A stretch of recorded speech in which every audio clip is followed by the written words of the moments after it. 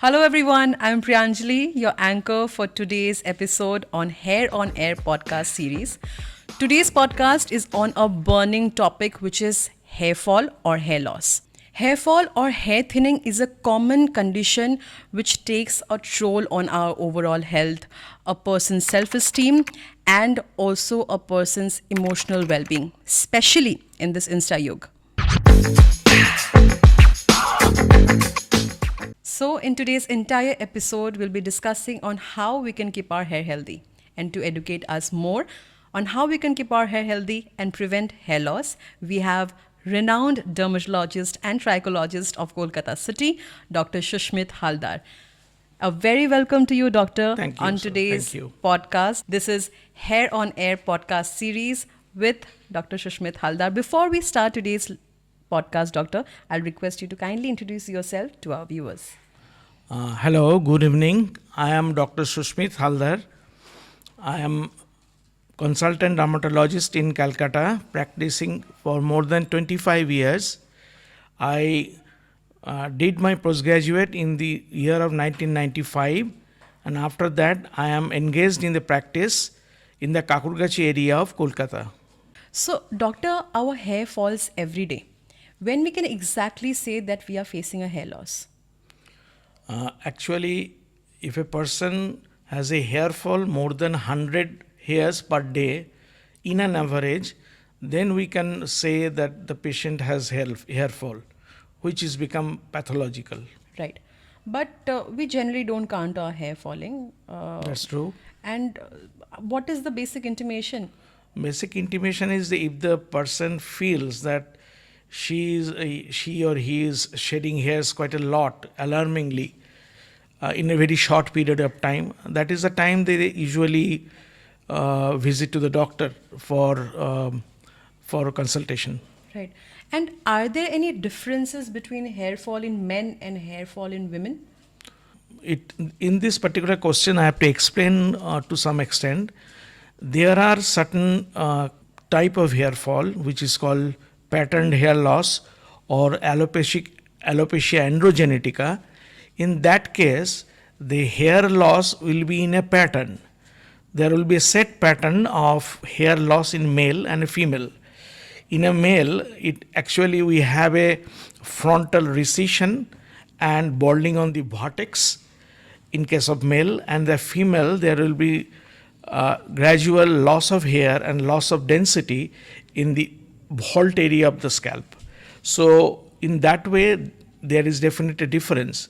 But there are certain other conditions also, like just for example, telogen effluvium, where there will be shedding of hairs in a very rapid way after some illness, and that is more or less over the whole scalp. So it is a diffuse alopecia, and there will be no difference between the male and a female. Right. Doctor, to prevent hair fall and promote hair growth, both are important, we know that. We normally see that we are facing hair loss, but the main problem arises when the hair isn't growing. So what do we normally recommend our patients in such cases?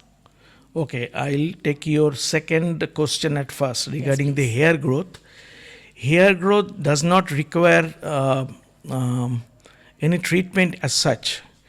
If a person is healthy, well nourished, not suffering from any illness, then the hair growth will be normal. Of course, with age, the hair fall will be gradually, the hair count will be less in the scalp. But if on the whole, if the person is healthy, then there will be no question of getting a hair growth or not. And hair loss, it has different causes for it. There are nutritional deficiency for which the hair can shed. There may be certain diseases from where the hairs will be shed. Certain drugs, especially the cancer drugs, after taking the chemotherapy or the cancer treatment, oral treatment of cancer, they shed off hairs. And there are certain direct hair structure difficulty disorders of the hair structures. From there, the hairs will not be growing that much, or there will be hair loss, or there will be much thinning of the hairs. So there are different causes of hair loss. So that we have to investigate. We have to take the history and the investigate, and then you have to come to a conclusion. And certain investigations also there. Sometimes we have to require a scalp biopsy or some blood profile to do it. We have to find out an underlying diseases are there, cancer, chemotherapy is going on or not. Those histories has to be taken. Right. And then we can come to a conclusion what type of hair loss it is. Right. So we are basically saying that it's not just about the hair fall. It's about the underlying factors, some internal factors which Yes. really might matter Yes. and which can be the cause behind it. Yes. Right. Let's move on to the next question, doctor. Yes. Everybody right now might be wondering this, and the question comes from everyone who is watching us right now. Can lost hair be regrown? It's an interesting question. Actually, the thing is that if I ask you or to anybody, do I have the hairs of my first rice ceremony? When it was done at the age of 6 months? I don't think so. Do you have? I think so. So that means that hairs are growing. Yes. Hairs are growing and hairs are falling. And again it is growing. So interesting part is that our nature has a beautiful program on the scalp, that there is a cycle called hair cycle. In this particular cycle, it has been divided into 3 stages, like anagen stage, catagen stage, and telogen stage. Anagen hairs are the young hairs, or the growing hairs. It lasts for 2 years in the scalp. Next comes the catagen phase, which is a resting phase, when the hairs are become metabolically inactive, and it stays for about 2 weeks. Then the hair enters into a older stage, or called telogen stage, and where they will be waiting for to shed off. When the hairs shed off, the new hair again starts from the hair papilla and it grows. So again the hairs will be in anagen phase. So anagen, catagen and telogen, these 3 stages of the cycle, it continuously going on in human scalp. So that's why definitely the hair grows. So hair will be growing, but there will be permanent hair loss in a different hair diseases. That's a different way. Normally, physiologically, hair will definitely grow according to the hair cycle. Very well explained, doctor. Tell us, do we have any nutrient therapy to prevent hair loss? Of course. That's a very important point. Most of the cases we see, females usually comes to us for hair loss, and a most common cause for this is iron deficiency anemia. So in this particular case, we have to check for the serum ferritin, hemoglobin percentage, or rather I personally order for the complete hemogram, serum ferritin.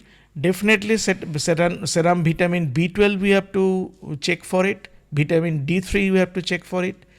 And of course another important aspect, the patients who are suffering from hypothyroidism, in a thyroid disorders, so we routinely check for the thyroid hormones like T3, T4 and TSH. Right. And these are the usual or the in general workup for any patients coming for any hair loss like that. Nutrients are definitely in that way we have to, if there is any problem, if there is any low level of this particular nutrients what I have told, then we have to supplement it. Right. So does men and women need the same kind of nutrients, or there are any differentiations? Almost the same. Like in a female, that's now I have told that in iron deficiency anemia, iron definitely will be added. There are a lot of hair growth promoting capsules are available in the market. They have a little bit of different, more or less the same, but little bit of different between the male and female version. iron will be there, but iron will not be that much required in male compared to female. Right. Female it requires more. Right. Doctor, what is the reason behind hair thinning, and how can we reverse hair thinning? Hair thinning actually we usually see in a particular scalp hair disorder that is called pattern hair loss that I have already mentioned once. Pattern hair loss or the alopecia androgenetica, where the scalp hairs get thinned because there is a transformation of the normal terminal hairs which are present in the scalp to vellus hair. Vellus hair usually very thin hairs and androgen independent hairs. So it does not depend on the androgen influence. So these hairs is getting more on the scalp. It gives rise to less volume. So people say or the complaints of less thinning of the hairs. At the same time, definitely with the age, people start shedding hairs gradually. Like all of us, when we are young, we have at least 1 lakh of hairs on the scalp. But gradually with age, we will be losing hair gradually. So at the age of 60, suppose we will be having 60,000 or 50,000 of hairs. So another 50 will shed off because of senescence, because of the old age. So in that case also thinning may happen. So, doctor, there are certain myths surrounded when we are specifically talking about hair. Yes. The first myth is that we tend to become bald when we are frequently using helmets or hats. How true is this? No, it is absolutely not true. It is absolutely not true. Hair loss it does not depend on continuous use of helmet or like that. But one important thing I can here mention that the female who usually back brush, Right. they are making the ponytails. In that case, there will be an alopecia on the front a hairline that recedes gradually, and that is called tractional alopecia. Okay.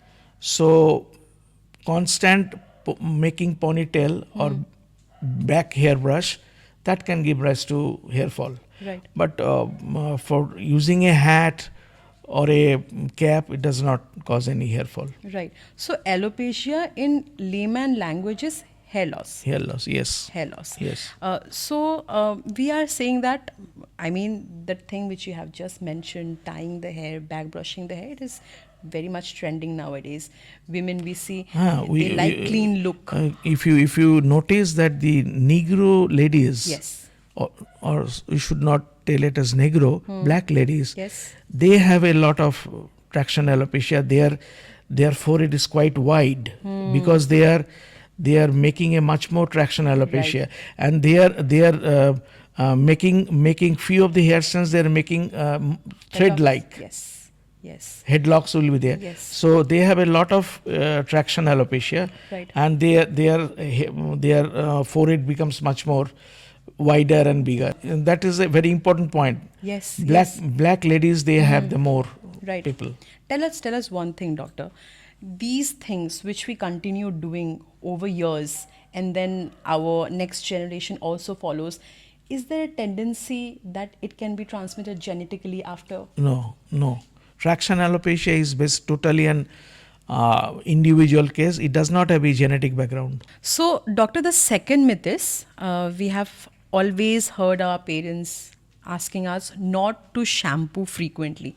They say कि ज़्यादा बाल shampoo मत करो, बाल सारे झड़ जाएंगे. How true is this? No, it is also not true. There are a lot of patients, they are using shampoo in a daily basis regularly. They are forced to do it because they are working in such a place where there will be a lot of dust, and there will be accumulation of a lot of dust on the scalp, and that's why they have to use shampoo daily. It does not have any relation with the hair fall.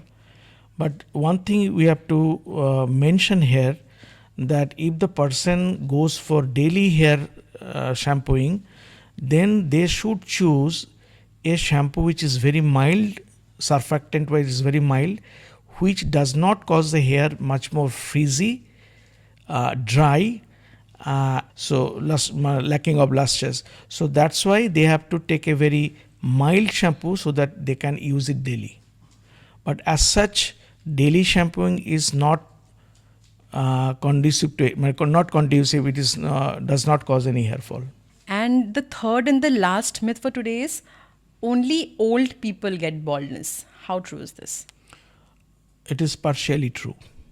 This is partially true. Why? Just now I have told, with age, the number of hairs on the scalp gradually declines. It will shade off. It's a natural aging process.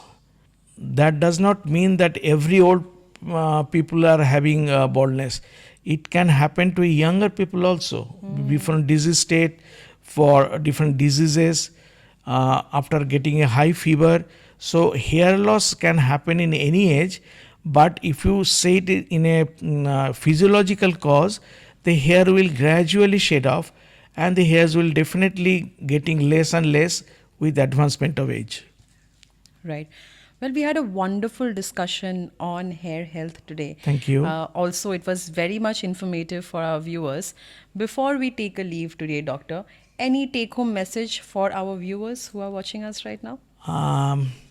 Especially, I want to mention for the young ladies, they are becoming very much concerned regarding their look, and definitely hairs are very important structure for the look.